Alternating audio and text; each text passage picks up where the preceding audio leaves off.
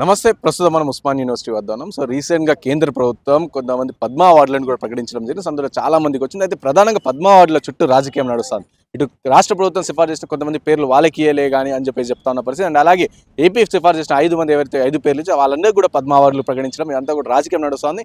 ఇంకో వైపు చూసుకుంటే బండి సంజయ్ చేసిన వ్యాఖ్యలు గద్దర్ పైన బండి సంజయ్ వ్యాఖ్యలు చేసినాం. సో దానిపైన కూడా ఉస్మాన్ యూనివర్సిటీలో కూడా చాలా తీవ్రమైన విమర్శలు కూడా ప్రతి విమర్శలు కూడా నడుస్తూ ఉన్నాయి. సో మాట్లాడదాం దీనిపైన మనతో పాటు మాట్లాడడానికి కోటా శ్రీనివాస్ అన్న, Osman university research scholar and విద్యార్థి నాయకులు ఉన్నారు. అన్న నమస్తే అన్న. నమస్తే. ఫస్ట్గా అన్న, కేంద్ర ప్రభుత్వం మందకృష్ణ మాదిగ అన్న గారికి 30 సంవత్సరాల సుదీర్ఘ పోరాటానికి సంబంధించి పద్మ అవార్డు ప్రకటించింది. సో దీని గురించి మందకృష్ణ మాదిగన్న గారికి పద్మశ్రీ అవార్డు రావడం మాకు నిజంగా సంతోషమే. కానీ భారతీయ జనతా పార్టీ ఉద్దేశపూర్వకంగానే అన్న స్థాయిని తగ్గించిందని కూడా ఇక్కడ మేము బలంగా ఫీల్ అవుతా ఉన్నాం.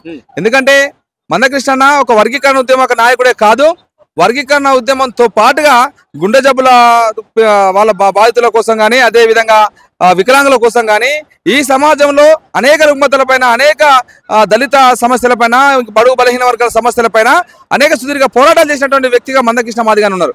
మరి అట్లాంటి వ్యక్తిని భారతీయ జనతా పార్టీ అవమానించిందని నేను అంటున్నాను. అంటే చివరిగా ఉన్నటువంటి ఒక పద్మశ్రీ ఇచ్చింది కానీ మరి అట్టడుగు దళిత కుల మాదిగాని మాత్రమే పద్మశ్రీ ఇచ్చిందని మేము భావిస్తా ఉన్నాం. ఎందుకంటే కృష్ణన్నకి ఓ పద్మ విభూషణ్ ఇవ్వచ్చు కదా భారతీయ జనతా పార్టీ, ఎందుకు ఇవ్వలేకపోయింది? అంటే దళితుడనే అంటరాని వాడనే పద్మశ్రీ ఇచ్చి అంటే మీ మీద గొప్ప అవార్డు ఇచ్చినామని చెప్పుకుంటా ఉన్నారు. కాబట్టి భారతీయ జనతా పార్టీ అన్నను అవమానపరిచింది. మందకృష్ణ మాదిగన్న పద్మ విభూషణ్ అర్హుడు. అంటే దీనికి సంబంధించి పద్మ అవార్డు సందర్భంగా మందకృష్ణ అన్న కూడా అన్నారు. సో ఫైనల్ ఎట్టైలకు గుర్తించారు నన్ను అని చెప్పేసి కూడా మందకృష్ణ మాదిగ గారు. సరే, తను స్వయంగా కేంద్ర ప్రభుత్వం గుర్తించింది అనేది తను స్వయంగా ఆ ఫీలింగ్స్ చెప్పొచ్చు. కానీ అంటే మేము కృష్ణన్నను చూసిన దాంట్లోకి వెళ్ళి ఆయన చేసినటువంటి పోరాటాలు, ఆయన చేసినటువంటి ఉద్యమాలు, వాటన్నిటి చూసిన దాంట్లోకి వెళ్ళి మేము ఫీల్ అయ్యేది ఏంటంటే కృష్ణను అభిమానించి వర్గీకరణకు మద్దతు ఇచ్చేటువంటి ఒక విద్యార్థి నాయకులుగా సుదీర్ఘంగా మేము ఆ వర్గీకరణ ఉద్యమానికి మద్దతు చెప్తున్నటువంటి విద్యార్థి నాయకులుగా మేము అనేది ఏంటంటే కృష్ణన్నకు ఒక ఉన్నత స్థాయి ఎందుకు పద్మ విభూషణ్ ఇవ్వకూడదు అనేది మా ఆర్గ్యుమెంట్. పద్మశ్రీ ఎందుకు ఇచ్చావు? చివరిగా ఉన్నటువంటి అనేక మందికి ఇచ్చాడు, పద్మశ్రీ ఎందుకు ఇచ్చావు? కాబట్టి పద్మ విభూషణ్ పద్మభూషణ్ కు కూడా కృష్ణన్న అర్హుడు. అవి ఇవ్వకుండా అట్టడుగున్నటువంటి ఓ పద్మశ్రీ ఇచ్చేసి చేతులు దులిపేసుకున్నది అనేది మేము ఫీల్ అవుతా ఉన్నాం. ఇంకోటి ఇదే పద్మ వాళ్ళకి సంబంధించి రాష్ట్రంలో కూడా ఎస్సీ వర్గీకరణ జరుగుతుంది, ఎస్సీ వర్గీకరణ అంశం నడుస్తుంది. కాబట్టి అందుకనే మందకృష్ణ మాదిగ గారికి ఎస్సీ వర్గీకరణకు సంబంధించి అంశం లేవనెత్తారు. కాబట్టి దాని గురించే కేంద్రం ప్రకటించింది అని చెప్పేసి కూడా కొన్ని వాదనలు వినిపిస్తుంది. అది ఎంతవరకు? ఇక అది భారతీయ జనతా పార్టీ మనసులో ఏముందో, కృష్ణన్న ఆలోచన విధానం ఏదుందో ఆ మనసులో మనకు తెలియదు కదా. కాకపోతే వర్గీకరణ అనేది న్యాయమైన డిమాండ్. ఆ వర్గీకరణ జరగాలి.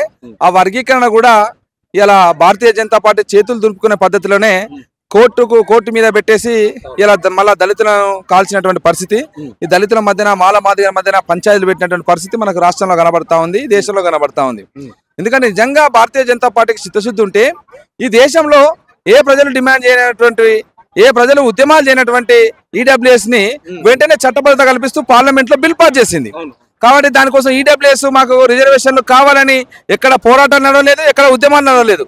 అదే సుదీర్ఘంగా 30 ఏళ్ల పాటు ఇలా ఎంఆర్పిఎస్ ఉద్యమం వర్గీకరణ కావాలని డిమాండ్ చేసి పోరాటం చేస్తూ ఉంటే మీకు పూర్తి స్థాయి మెజార్టీ ఉండి కూడా పార్లమెంట్ లో ఆ 341 ఆర్టికల్ ని సవరించకుండా దాని వర్గీకరణ కూడా చేసుకోవచ్చు అనేటువంటి దాన్ని చేర్చకుండా ఇలా మళ్ళీ మాల మాదిగల మధ్యన పంచాయతీ పెట్టే విధంగా కోర్టు తీర్పు రాష్ట్ర ప్రభుత్వాలకి అప్పచెప్తున్నామని, రాష్ట్రాల మీద మెడ మీద కత్తి పెట్టడం లాంటి ఇవన్నిటి కూడా సమస్యను మరింత జటిలం చేసేటువంటి ప్రయత్నమే జరిగింది. కానీ ఆ వర్గీకరణ అనేది వాళ్ళకు కూడా చిత్తశుద్ధి లేదనేది చాలా స్పష్టంగా మనకు అర్థమవుతుంది దాన్ని లోతుగా పరిశీలించినప్పుడు. కానీ ఇప్పటికైనా ఈ రాష్ట్రంలో వర్గీకరణ అనేది అది న్యాయమైన డిమాండ్, వర్గీకరణ జరగాల్సిందే.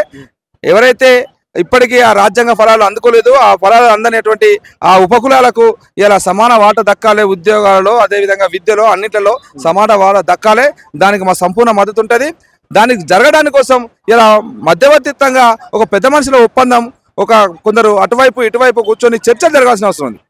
సో ఇంకోటి ఈ పద్మ వాళ్ళకి సంబంధించి రాష్ట్రంలో కూడా ఇటు కాంగ్రెస్ పార్టీ ఏమో మేము సిఫార్సు చేసిన పేర్లు ఇయ్యలేరు అని చెప్పేసి రేవంత్ రెడ్డి గారు అసంతృప్తి కూడా వ్యక్తం చేసిన పరిస్థితి. అండ్ అలాగే ఆంధ్రప్రదేశ్ సిఫార్సు చేసిన పేర్లు అందరికీ కూడా పద్మ అవార్డులు ఇవ్వరు. సో అంటే దీని వెనుక కూడా రాజకీయం నడుస్తుంది అని చెప్పి చెప్తా ఉన్నా. సో మీరేమంటారు? పక్కా దీని వెనుక రాజకీయమే నడుస్తూ ఉంది. ఎందుకంటే ఇలా రాష్ట్ర ప్రభుత్వం ఈ తెలంగాణ ప్రాంతంలో సుదీర్ఘంగా ప్రజల మధ్యన ఉన్నటువంటి ఓ చుక్క రామాయ లాంటి వాళ్లకు, ఈ తెలంగాణ రాష్ట్ర గీతాన్ని అందించినటువంటి అనేక తెలంగాణ పాటలు పాడినటువంటి ఓ అందశ్రీ లాంటి వాళ్లకు ఇక గద్దరన్న అయితే మనకు ఈ తెలంగాణ నేల పైన ఉత్తర భారతదేశంలో దక్షిణ భారతదేశంలో ఏ వైపుకైనా బలాదూర్ గద్దర్ అంటే అందరికీ ఒక ఐకాన్ గా కనబడతాడు. సాంస్కృతికోద్యమానికి ఐకాన్ గా గద్దర్ కనబడతా ఉంటాడు. మరి అట్లాంటి ఈ తెలంగాణ ప్రాంతంలో ఉన్నటువంటి గద్దరన్నను పేరు ప్రతిపాదించారు. అదే విధంగా ఒక గోరటి వెంకన్న మా రాష్ట్ర ప్రభుత్వం కాంగ్రెస్ ప్రజా ప్రభుత్వం ఎంత చిత్తశుద్ధి ఉంటుందంటే ఒక బీఆర్ఎస్ పార్టీలో ఎమ్మెల్సీగా ఉన్నటువంటి గోరటి వెంకన్న అంటే ఆయన ప్రతిభ ఉంది కాబట్టి ఖచ్చితంగా ప్రతిభ ఉన్న వాళ్ళు మన పార్టీలతో సంబంధం లేకుండా ప్రతిపాదన చేయాలనేటువంటి దాంట్లో ఇలా మా రేవంత్ అన్న గారు చాలా చిత్తశుద్ధితోటి వాళ్ళందరినీ కూడా ప్రతిపాదన పంపిస్తే బండి సంజయ్ ఏం మాట్లాడతారండి? ఆయన అర్హతల గురించి మాట్లాడతాడు. వీళ్ళకి ఏం అర్హత ఉంది? అర్హత ఉన్న వాళ్ళని పంపారు కదా, ఎవరం పడితే అలా పంపిస్తే ఎట్లా అంటాడు సంజయ్. బండి సంజయ్ గారు సారీ నేను మాట్లాడాల్సి వస్తుంది, తప్పలేదు. ఎందుకంటే మేము సుదీర్ఘంగా నేను చూసుకుంటూ వస్తాను. నీ స్థాయి ఏంది మరి? నువ్వు కార్పొరేటర్ నుంచి ఇలా కరీంనగర్ ప్రజలు ఎంపీగా గెలిపిస్తే దురదృష్టవశాత్తు వాళ్ళ బాధను వాళ్ళని ఏదో చేస్తావని పంపిస్తే నువ్వు ఇలా మంత్రిగా ఏం చేస్తా ఉన్నావు, ఏం మాట్లాడుతా ఉన్నావు? నువ్వు ఒక బాధ్యత గల కేంద్ర సహాయ మంత్రిగా ఉన్నావు. ఫస్ట్ సంజయ్ గారు అది గుర్తుపెట్టుకోవాలి. నేను ఏ స్థాయిలో ఉన్నా ఏం మాట్లాడాలనేది విచక్షణతోటి మాట్లాడాల్సిన అవసరం ఉంది. ఇలా అర్హత లేదని మాట్లాడతావు. తెలంగాణ ఉన్నటువంటి ఇంతమంది మేధావులకు అర్హత లేదని మాట్లాడతావు. నీకేం అర్హత ఉంది ఇలా కేంద్ర సహాయ మంత్రిగా ఉండడానికి?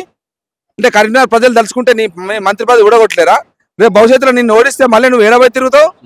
కాబట్టి తెలంగాణ ప్రజల్ని అవమానపరిచే విధంగా బండి సంజయ్ వ్యాఖ్యలు చేసిండు.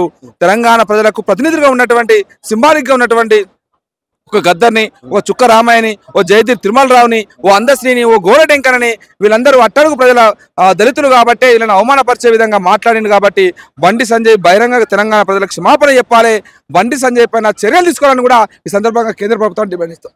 అంటే ఇటు చూసుకుంటే కరీంనగర్ సంబంధించి కరీంనగర్ కి అలాగే గద్దర్ గారికి చాలా ఎనలేని సంబంధం ఉంది. సో అలాంటి గద్దర్ గారి పైన కూడా ఆయన హత్య చేసిండు, మాకు బీజేపీ కార్యకర్తలు చంపేసి పాటలు పాడిండు, ఇలాంటి వ్యాఖ్యలు అంటే చాలా చులకన భావం సంబంధించి ఇలాంటి వ్యాఖ్యల్ని నేను సంజయ్ గారిని అడుగుతా ఉన్నాను. తను కేంద్ర సహాయ మంత్రిగా ఉన్నారు, మరి అతని దగ్గరనే ఉంటారు కదా, హోంశాఖ సహాయ మంత్రిగా ఉన్నారు కదా. గద్దర్ గారు తుపాకీతోటి ఎంతమందిని చంపిండు, చంపితే ఎన్ని ఎఫ్ఐఆర్లు అయినాయి, వాళ్ళ దగ్గర చిట్టా ఉంటుంది కదా, చెప్పమనండి, తీసి చూంచమనండి. ఇది అబద్ధాలను ప్రచారం చేయడం వాళ్ళకు వెనుతో పెట్టిన విద్య భారతీయ జనతా పార్టీకి. మొదటి నుంచి వెళ్ళి ప్రజల మధ్య విద్వేషాలు సృష్టించేది అదే కదా. అదే బండి సంజయ్ గారిని భారత పార్లమెంటుకు అంబేద్కర్ పేరు పెట్టాలని, పార్లమెంట్ ముందు అంబేద్కర్ విగ్రహం పెట్టాలని మరి గద్దరన్న కూడా తనను కలిసి చెప్పడం జరిగింది కదా. మరి దాన్ని నువ్వు ఎట్లా తీసుకుంటావు? ఇదే గద్దరన్న చనిపోయినప్పుడు నరేంద్ర మోడీ గారు తను ఉత్తరం రాస్తూ తన సంతాపాన్ని వెలుబుచ్చారు కదా.